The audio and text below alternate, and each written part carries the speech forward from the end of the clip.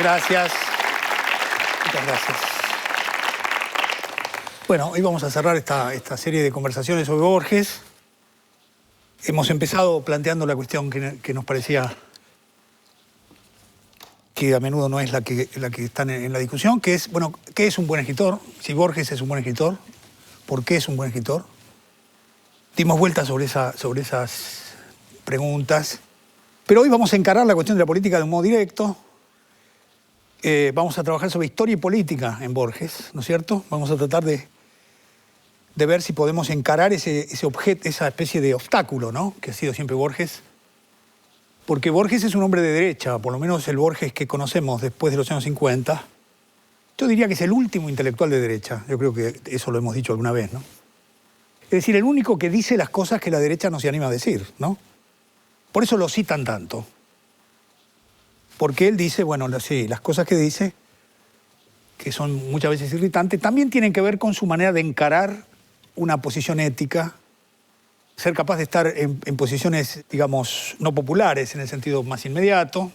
Yo siempre recuerdo una vez, lo llamaron por teléfono, como decíamos, siempre, como estaba muy solo, siempre en general si era interesante aceptaba. Entonces era un homenaje a Dostoyevsky, que organizaba un instituto ruso-argentino, una cosa así, y entonces él fue, y era como una mesa redonda, y creo que estaba el embajador ruso. Y cuando llegó el momento de hablar, dijo, mira, como a mí Dostoyevsky no me gusta, voy a hablar de Dante. Y pum, dio una conferencia sobre Dante, ¿no? A mí siempre me pareció una lección eso. Él habla de lo que quiere él. Eso siempre hizo eso, ¿no?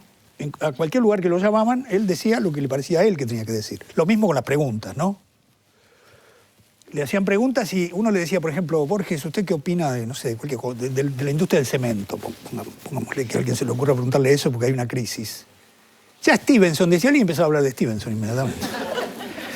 De modo que ahí hay una ética de la palabra propia. Ninguna palabra es propia, pero sí hay una ética del momento de la enunciación, ¿no es verdad? Eso me parece que tiene mucho que ver con el modo en que él se distingue, digamos, de los otros intelectuales de derecha que son invisibles, ¿no? Porque siempre dicen una cosa distinta a lo que piensan. Por ejemplo, en 1960 dijo, nuestro país está en decadencia de la ley Sespeña, que es una idea que está en el aire en la Argentina de hoy. Lo que pasa es que nadie se anima a anunciarla, ¿no es cierto? Entonces dice, no, está en decadencia, cada uno tiene una teoría de la decadencia distinta. Pero él dice, efectivamente, dice él, es la ley Sespeña la que impidió que el Partido Conservador mantuviese una preeminencia política en la medida que el Partido Conservador expresaba a los sectores más concentrados de la economía y acá no hay un Partido Conservador que pueda ganar elecciones. Entonces ahí está todo el dilema, ¿no? También me acuerdo, para poner también una historia, ¿no? Juntamente con esta capacidad de decir ese tipo de cosas, también tenía, a diferencia de mucha gente que abunda actualmente en el campo político, cultural, era un hombre muy sobrio, ¿no es cierto? Muy austero. Entonces, Vargas Llosa lo fue a visitar una vez, a mitad de los años 80, ¿no es cierto? Ustedes pueden leer esto que les voy a contar en la entrevista que le hicieron a Vargas Llosa en Paris Review, en la revista Paris Review, que creo que está traducida. Es una entrevista a Vargas Llosa donde él, entre otras cosas, cuenta lo que le pasó con Borges y lo cuenta un poco, no diría preocupado, porque no creo que se preocupe Vargas Llosa, pero sí un poco inquieto, yo diría, ¿no? Lo fue a ver y yo ya les dije que con Borges uno inmediatamente se sentía cómodo y muchos amigos han metido la pata por eso, porque se sienten cómodos. Y entonces Vargas Llosa estaba hablando con él y le dijo, Borges, pero ¿cómo puede ser que usted viva en este departamento? Porque Borges efectivamente vivía en un departamento muy modesto, que algunos de nosotros conocemos, un departamento de 3 ambientes, donde había goteras. Entonces había una palangana y caía la gota. Y Borges estaba lo más tranquilo, tenía una piecita ahí, ¿no? Entonces Borges se levantó y le dijo, bueno, que le vaya muy bien, nosotros dice, los caballeros argentinos no hacemos alarde, le dijo. Entonces Vargas Llosa lo cuenta, ¿no? Y al día siguiente Borges decía, vino un peruano que debe trabajar en una inmobiliaria, porque quería que yo me mudara, dice. Entonces es un hombre de derecha, pero tiene un estilo. Entonces tenemos que respetarlo, ¿no? Porque no está mal que una persona diga lo que piensa, aunque no nos guste nada lo que dice, ¿no? Por otro lado, si nosotros miramos la cultura contemporánea y la literatura contemporánea, les voy a decir que nos vamos a llevar más de un problema, porque los mejores escritores del siglo XX eran todos medio parecidos a Borges, ¿no? Pound era uno, Céline, no les digo lo que era, Faulkner, no les quiero decir, Gombrowicz. Podríamos seguir haciendo la lista. Todos los escritores más interesantes tenían posiciones que eran, uno podía entenderlas como posiciones aristocráticas anticapitalistas, ¿no es cierto? No eran liberales, digamos, ¿no es cierto? Lo que pasa es que en la Argentina, bueno, Sarmiento, ¿no? Es un problema Sarmiento. Las posiciones políticas de Sarmiento. ¿Qué hacemos con eso? Sarmiento es el mejor escritor argentino, es mejor que Borges, Sarmiento, en el sentido de que nosotros decíamos, Borges escribe 10 páginas y no va más allá de 10 páginas y tiene un estilo absolutamente extraordinario. En cambio, Sarmiento se ponía a escribir y era extraordinario lo que hacía espontáneamente. Nunca hubo un escritor igual a él, ¿no es cierto? Nunca hubo el dueño de la lengua era Sarmiento, ¿no es verdad? Entonces, el Facundo es un libro extraordinario. Ahora, que sobre ese libro se construyó el Estado argentino, es cierto. Pero ¿qué vamos a decir del libro? ¿Que no nos gusta porque no nos gustan las ideas de Sarmiento? Me parece que nos quedaría poca literatura para leer, ¿no? Con esto quiero decir que una cosa son los debates electorales, una cosa son las contradicciones que se dan en el mundo político, y otra cosa es cuáles son las contradicciones políticas que se dan en el campo de la cultura, y debemos respetar esa distinción. Entonces, en el caso de Borges tenemos que ver cómo actúan esas ideas en su ficción y en sus textos, porque sus opiniones valen porque las expresa muy bien, pero no valen más que la opinión de cualquier otro, ¿no es cierto? Eso también tiene que ver con que la cultura argentina es una cultura de izquierda, digamos. La cultura argentina, no quisiera generalizar demasiado, pero me da la sensación que la cultura argentina tiene un peso, la izquierda tiene un peso que no es el peso que tiene electoralmente la izquierda. Entonces cuesta mucho ser de derecha en la Argentina. ¿Cuál es el modelo de la cultura de izquierda en Argentina? Mafalda. ¿Vieron la chica de Quino? Yo creo que ese es el modelo de lo que es, digamos, el pensamiento más o menos progresista en la Argentina. Una chica que está contra la guerra, que está por la paz, que no quiere tomar la sopa, una serie de cosas. Entonces quiero decir que Borges es un inconveniente y al mismo tiempo es una posibilidad de discutir verdaderamente esta cuestión de qué modo vamos a ver las relaciones entre política y literatura, que cuando decimos política y literatura estamos diciendo posición del escritor en su texto. Lo llamamos política porque la política es una estrategia, una táctica. Usamos esa metáfora.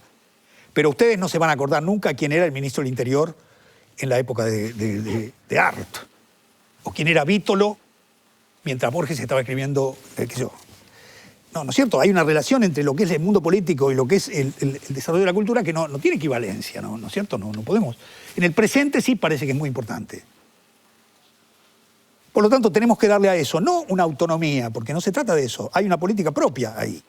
Pero debemos saber cómo la vamos a discutir, porque si no, sería fácil preguntarle a la gente qué piensa políticamente y entonces me gustan los textos de él si está de acuerdo conmigo y no me gusta si no está de acuerdo conmigo, que es bastante lo que pasa. Por otro lado, el otro problema que propone Borges es que hasta 1933 pensaba de otra manera, era irigoyenista. En el poema Fundación Mítica de Buenos Aires dice: el corralón seguro ya opinaba Irigoyen. El corralón es el conurbano del momento. El corralón, era eso, el corralón es donde nacieron los tangos, estaban los prostíbulos, llegaban el ganado que llegaba y llegaban también los carreros, ¿no? Era la zona de la periferia de la ciudad. El corralón seguro ya opinaba Irigoyen, es decir, estaba ahí Irigoyen. Siempre el corralón opinó seguro y hubo problemas con eso. Entonces, en un momento Borges pensó que eso estaba muy bien y tuvo una posición muy firme, firmó declaraciones a favor de Irigoyen, participó en un comité de intelectuales jóvenes en defensa de Irigoyen. En 1931 publicó un texto que se llama Nuestras imposibilidades, en Sur, que es un texto muy interesante porque es como una versión microscópica de toda la problemática del ser nacional, ¿no? Es como que anticipa Radiografía de la Pampa. Es un texto que influyó mucho en Octavio Paz, para que Octavio Paz escribiera El laberinto de la soledad, que es también un texto sobre la esencia mexicana.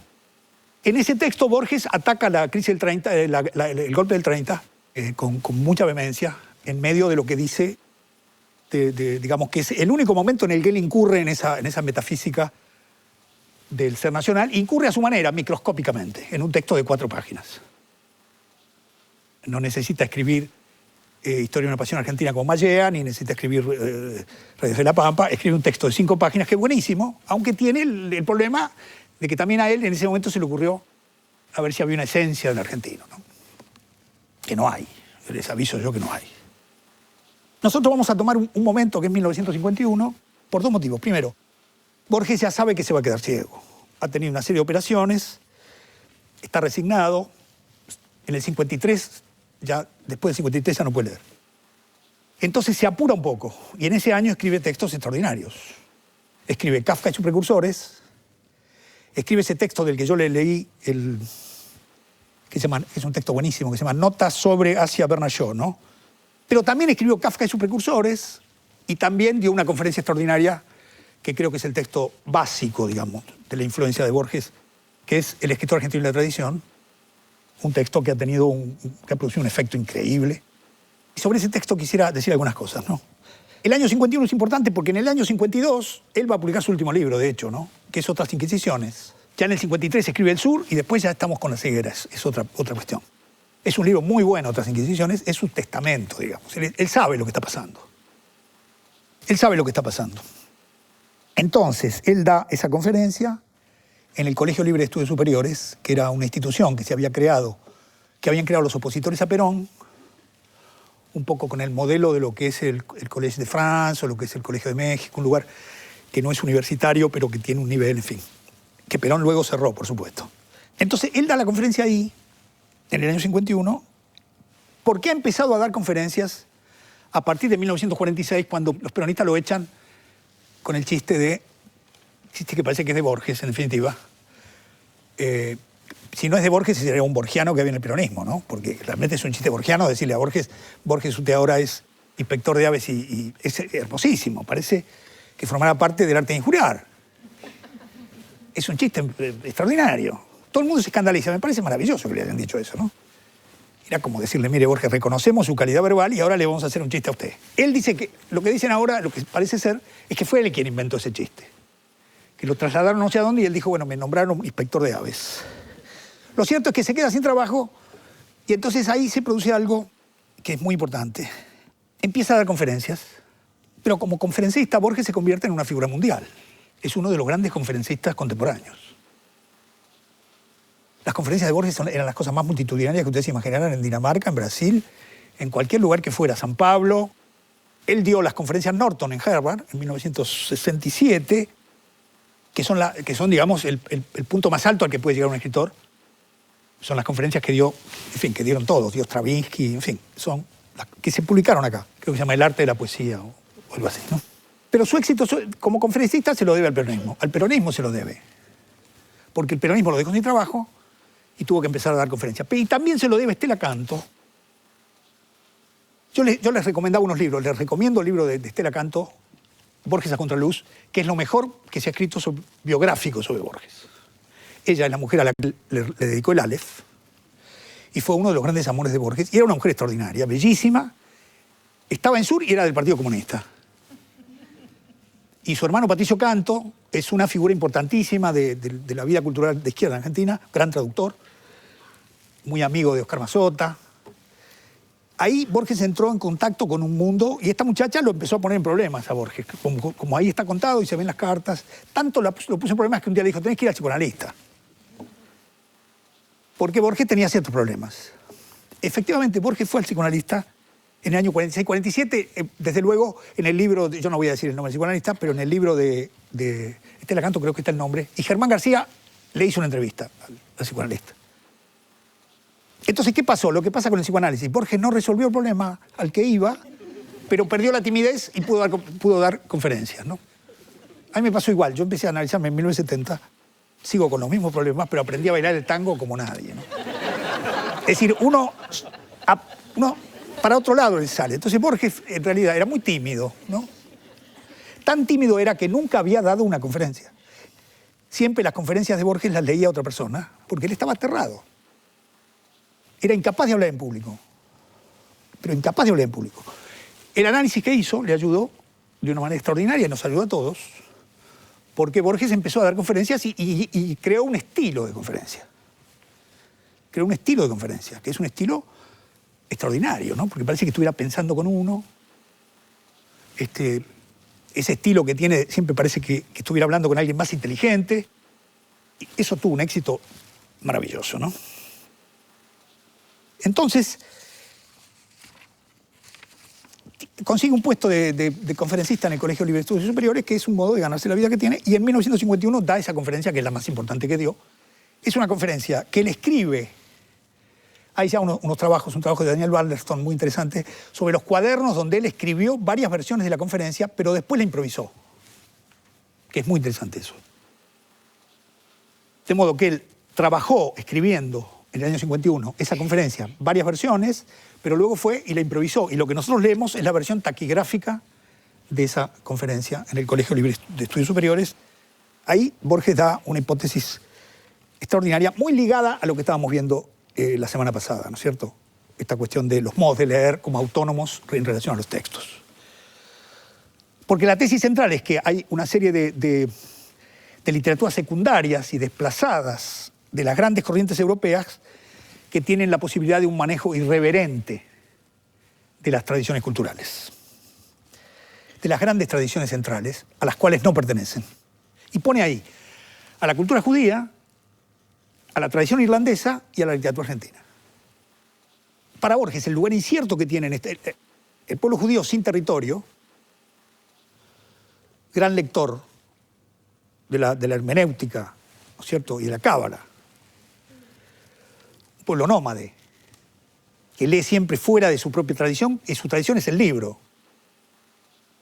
La cultura irlandesa es una cultura encapsulada dentro del imperio inglés, que ha perdido su lengua, que es el gaélico, y que lucha contra la tradición del país imperialista, desde adentro mismo de la cultura, ¿no es cierto?, y produce lo que Borges siempre dice, bueno, produce una cultura de Bernard Shaw, en fin, y produce a Joyce, que es de la tradición católica, por lo tanto también tiene una posición distinta respecto a lo que es la tradición central protestante, forma parte de una minoría católica, Joyce, ¿no es cierto? Y Joyce escribe sobre esto todo el tiempo, sobre Parnell, sobre la tradición, en fin. Entonces él ve en la tradición irlandesa, a la que admira muchísimo, como admira muchísimo a la tradición judía, a la tradición, digamos, de lectura judía, algo parecido a lo que pasa en Sudamérica, dice por primera vez. Está hablando de Sudamérica en la conferencia, que es muy raro. Es la literatura argentina, el escritor argentino y la tradición, pero también es Sudamérica. Es decir, yo diría el Río de la Plata, habría que ubicar qué Sudamérica es esa, ¿no? En definitiva, lo que Borges dice es que la tradición nacional es un modo de usar la cultura extranjera. La tradición nacional es un modo de usar la cultura extranjera, no es un contenido. Es un modo de leer. En el mismo sentido en que había dicho antes, en el texto que yo les dije, que si había un modo de leer que él podía saber de cómo iba a ser en el futuro, él podía saber cómo era la literatura en el futuro, porque es el modo de leer el que constituye lo que luego sería un contenido. Por lo tanto, libera a la discusión sobre lo nacional de cualquier cuestión de contenido. Contenido folclórico, contenido prehispánico, contenido anti-inglés, contenido pro-francés o lo que fuera. Pone una posición extraordinaria. ¿Por qué? Porque siempre le leemos fuera de lugar. Siempre lo que nos viene está descolocado, no está en la tradición que debe ser. Leemos todo, bueno, Sarmiento es un ejemplo de eso, ¿no? El Facundo es un libro escrito con toda la biblioteca y no se parece a ningún libro que se haya escrito en esa época. Como Borges se escribe con todos los libros y díganme algo parecido a lo que hace Borges acá. Es un uso de la cultura que está ligado a todo lo que está pasando en la cultura sincrónicamente en ese momento, y el objeto que se produce es un objeto completamente nuevo y novedoso que está hecho de todo eso, pero que es nuevo y distinto. Enciclopedias, atlas, el Oriente y el Occidente, siglos, dinastías, símbolos, cosmos y cosmogonías brindan los muros, pero inútilmente.